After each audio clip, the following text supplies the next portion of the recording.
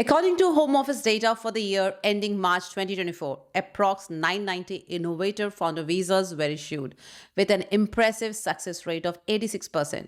While uptake is still modest compared to other visa routes, this figure shows that serious entrepreneurs are beginning to take advantage of this new opportunity.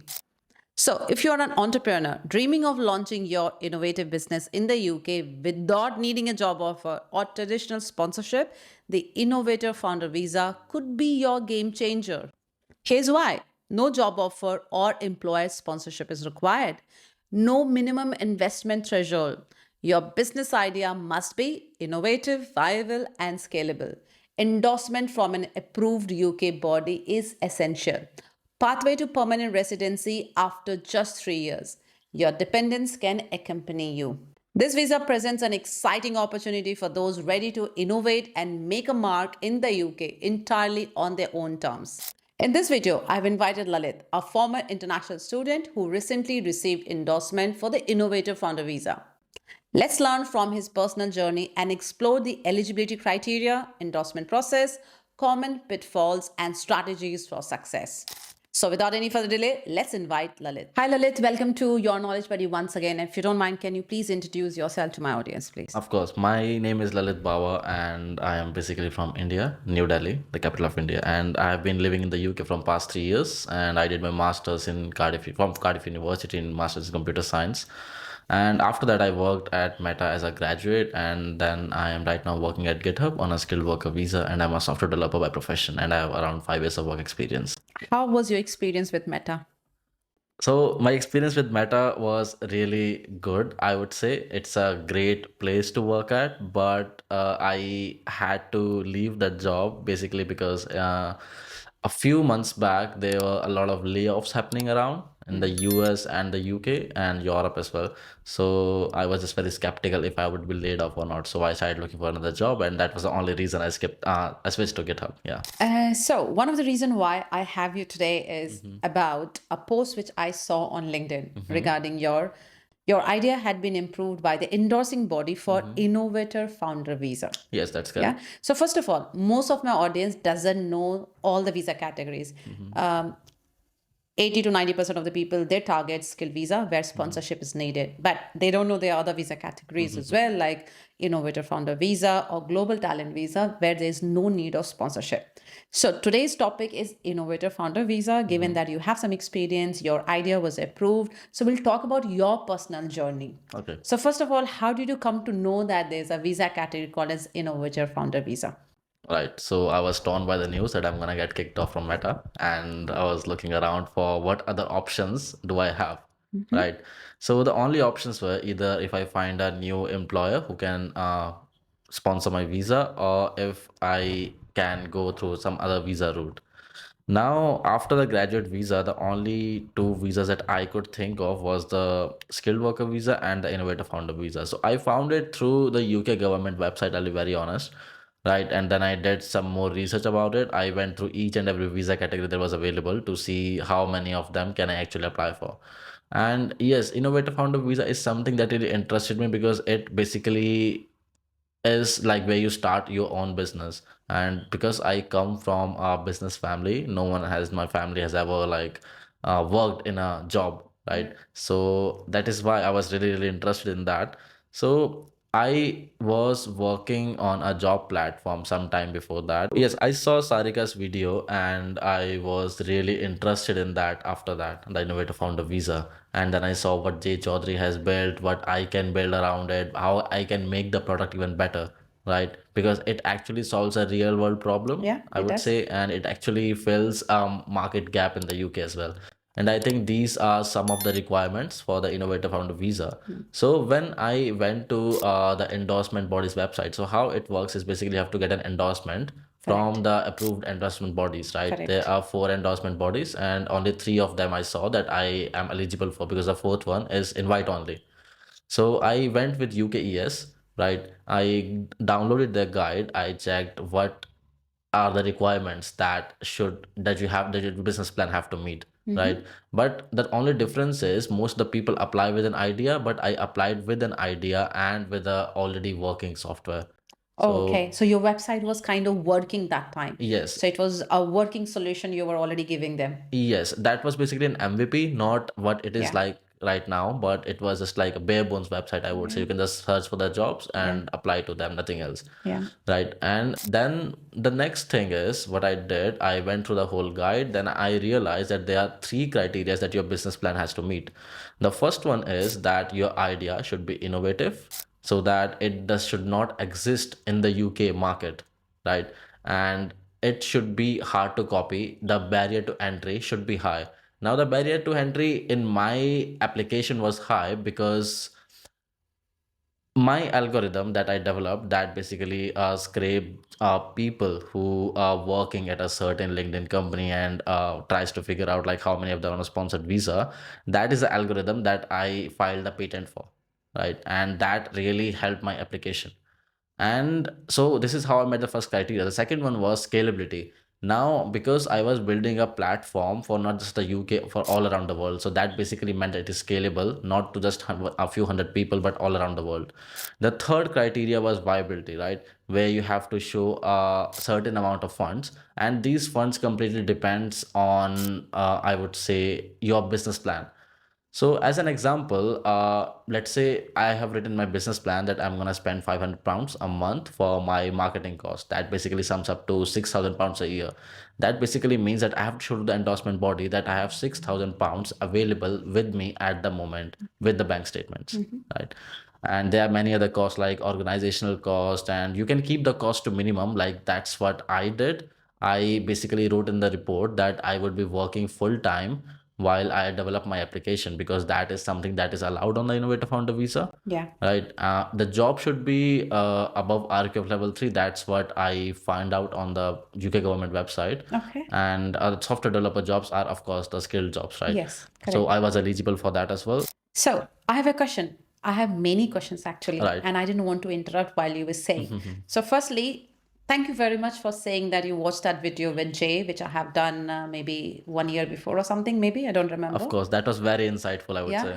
I'm very happy now that I'm making videos, people like you watching and taking inspiration, doing something out of that. I cannot say how happy I am. So I do get messages and emails from many more people like you. I have not found anyone more who had watched the video and said they got a innovator founder visa, but definitely people have found skill visa watching my videos for sure. So thank you very much for watching the videos and taking that inspiration. Second question that I have is you said one of the criteria was about the idea needs to be unique, right? So for example, Jay has already created that website and there are many more websites which is available in the market which we may not know about it. So how did you justify that your idea was unique or your website was unique which did not exist in the market? Right, because Jay's website used different parameters to come up with a confidentiality score, like if the job can sponsor your visa or not. But my algorithm is completely different from his. He was targeting the UK audience, I was targeting the audience worldwide. His whole motive was to help international students who are in the UK to land visa sponsored jobs in the UK. My whole motive is that people all around the world should be able to work in other countries. Like it's just not limited to people who immigrate from third world countries. Let's say there are many British people who want to work in the US and they would need the same work visa that we need, right? So they can use this website as well. So my platform basically connects students, the international graduates basically from all around the world so that they can work in like the countries, all the different countries. Okay, so that was And the reason. yeah, it's not just limited to the UK, I would say. It is also like you can apply the jobs in the US, you can find which jobs can sponsor your visa. And on the other hand, let's say if you go to something like Germany, their rules are a bit different. Correct. So in the Germany, I think it's like you have to be up a certain threshold, and the job has to be like in certain category for you to be sponsored, right? And yes, so these are the filters we take into consideration as well. So let's say if you're not finding a job in the UK and you have given up, you can always apply for a job in Germany and Correct. Netherlands. Yeah. So And that's the reason why I not only make videos of UK, I make for videos for other countries as well. course. As we know, UK is also tough. It's not for everyone anymore. It's for cream people, I'll say. So I have already explored other countries so that they can check out the market and look whether their jobs in demand or not, and they can apply for the job. So thank you for doing that. My next question is, when you submitted your application, were you like challenged? What kind of interviews did you have? Because I remember Jay said he had 10 grilling interviews when he submitted his application. What was your procedure like once you submitted your application? I had a total of 8 interviews, Eight and of interviews. course, they were grilling interviews. For me, the most questions were about the financial forecast that I did. Okay. So I submitted a financial forecast, which was like I did a monthly forecast for the first 2 years, and for the next 3 years, I did an yearly forecast. So they were mostly asking me, how did you come up with this number? Why do you think that in this particular month you will your application, your software will generate this much revenue? And from other than that, my questions were mostly about my product. Okay. Yes, Okay. Thanks. So they did not challenge you on the idea that you have submitted. They challenged you more on the financials. finance Yes, and the more details around it because they wanted more clarity. yes. Um, did you submit your application on your own, or did you take help from any immigration advisor or lawyer? No, I submitted my application on my own. I did my research on the endorsement bodies, and I think that the endorsement that I apply for, which is UKES, I think they are the one who deals with most of the technical softwares there are. That is what my thinking is, even though all the endorsement body does it, but I prefer that one over anything else. Okay, great. Okay. Did you get any help from your university or a professor or anyone, or you just chose to do it on your own because you think you had done enough research and you were confident about the plan that you're submitting? So I would say the most amount of research that was helpful was downloading the guide from the endorsement body itself, Okay. because they mention each and every criteria, like how you gonna meet those criterias and what they expect Mm, in your business plan. mm. Apart from that, it was just me and my chat GPT. Oh, nice. That's the good use of technology. Yeah. Yeah. Um, in your network, do you know anyone else who have got Innovator Founder Visa? The reason why I was asking if you know anybody who had got Innovator Founder Visa, I'm quite curious to know what kind of ideas get endorsed or approved. I have no idea. I know Jay and I know your idea was approved. However, you have told me you didn't take that endorsement because you had got your skill visa before your Innovator Founder approval. Yes, so I took the endorsement. I got the endorsement approval letter, but how it works is within the 3 months of the approval, you have to apply for the Innovator Founder Visa. But fortunately, at that time, I got an offer from GitHub to join their team, and they were ready to sponsor my visa. So I switched to that, and that is where I am right now. Okay, I'm still curious now. Innovator Founder Visa, you get your ILR, which is your permanent residency in 3 years, Yes, right? that's correct. And skill visa, you get your permanent residency in 5 years. You still chose skill visa. Why? Because I feel like it is much less complex than the Innovator Founder Visa. There are much less restrictions. And another thing is the 3 year ILR. There are conditions that you have to meet to get in within 3 years. Like from what I know that I have read online is like some conditions are like, let's say you have invested a amount of like £50,000 over the course of 3 years in your business to develop it. And the second condition is like if you have earned like 500,000 revenue in any of your business years. And the third one is like if you have hired 5 people in the UK that you are paying them an average salary of £25,000, something approximately. Yes, so these are the kind of conditions that you have to meet to get the ILR within 3 years. It sounds very good on the paper, but it is not like really. That's tough. I didn't know the details of those three important criterias for ILR. Wow. Okay, So so you there are like chose skill seven visa. conditions, but they have made it so tough that if your business is successful, only then you will get the ILR. Of course, you can renew your visa after 3 years, but you will not get the ILR. Okay, so skill visa was easier that time. Yes, I think if you would have not got a skill visa that time, maybe you would have taken Innovator Founder Visa. 100% I Yeah, would because have. you already had something in place. That's why I said, okay, that Yes. that was your maybe a backup plan. Okay, I know because of your experience of the getting approval from the endorsing bodies. I know few people have reached out to me saying you help people with the business ideas. Yes, I do. What kind of help are you providing? I believe you're giving business ideas help, not legal, because you're not a Yes. legal advisor, Yes, right? that's correct. Yeah. So the help I provide them is we try to come up with the ideas based around their work experience, based around their education, right? And then we help them write the whole business plan. We help them develop the whole software. I think software is the most interesting part, is and that is the only reason I'm offering that service, because I think softwares are most likely to be approved for the innovator founder visa. I think Correct. that is what they are looking for as well. That is what my thinking is, right? I can be wrong, but I think that is what it is. Okay. And yes, that is basically what we do for our services part. A few of the ideas I remember on top of my head that we are working with, I can share them if you would like. If you're allowed to, why not? Right. So I would not mention the names, obviously, Of right? course. So the first idea we're working with is an application called Nova AI. And what it basically does is, let's say you are someone who is really into history, right? You download that application, you point your camera at any historical monument around the UK, and it will tell you about the details of that building. And then you can Wow. talk to the app in real time using your voice, as in, like, it acts as a virtual tour guide. Now, the innovative part about that app is we just didn't use any LLM's API like ChatGPT or stuff like that. We developed our own, trained our own model using transfer learning. So we trained it on the images from all around the UK, and then we trademarked that model. Right now we are at like 70-80% accuracy, but we are trying to improve it. And this is something that is very innovative that even the Wow. LLMs cannot do that accurately. So this is the first idea that Approved. I think that is what the endorsing body will say, right, guys? Yeah. I hope so. Oh my God, you are such a clever guy. Right. The second idea is that we are building an automated sales funnel software.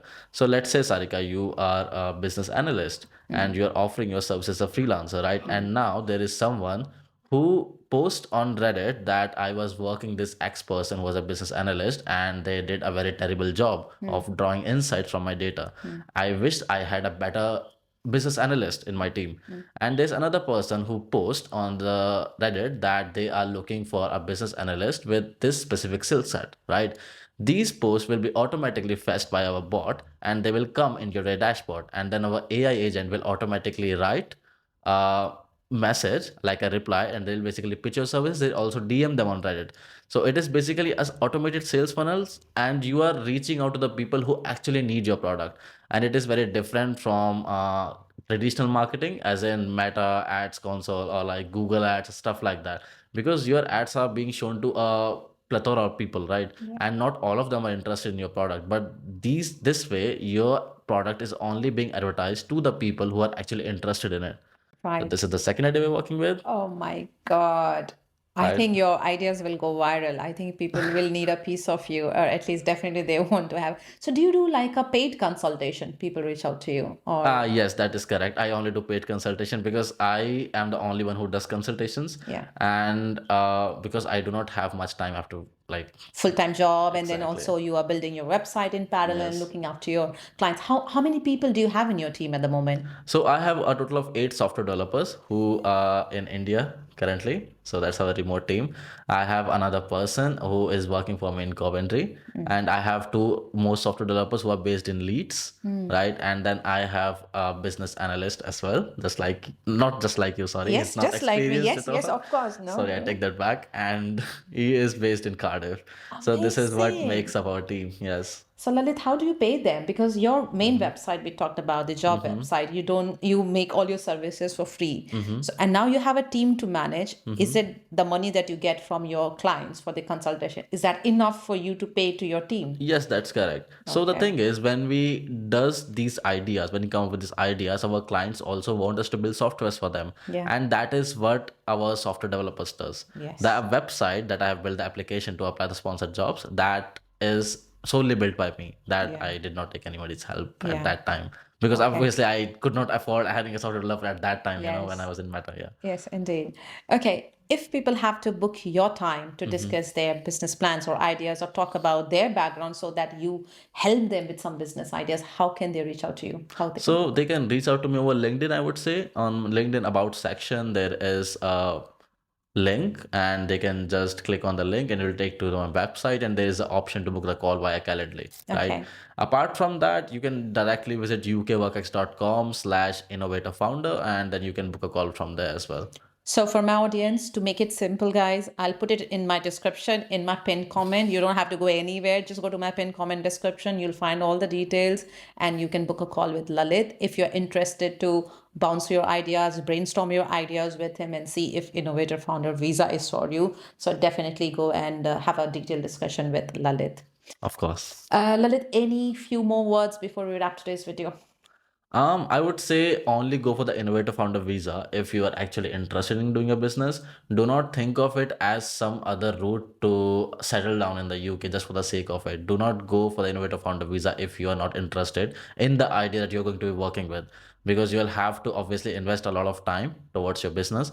You are allowed to work full time. Yes, that is true. But again, you cannot just abandon your business and be like, yeah, this is how it's gonna go like. So you'll have to keep working on your business. So only go forward with it. I'll make it very clear if you are interested Correct. in your idea. That's Yes. true. Yeah. I know someone, again, without putting any name, I have seen them struggling. They started really good, but they couldn't proceed after 6 months or 1 year. I have seen them struggling as well. Yeah. Okay, on that note, thank you very much, Lalit, for coming and sharing your journey and your knowledge about Innovator Founder Visa and how people can prepare and reach out to you. Thank you very much and all the best to you. Thanks for inviting me here, Sarika. Thank you so much. Thank you.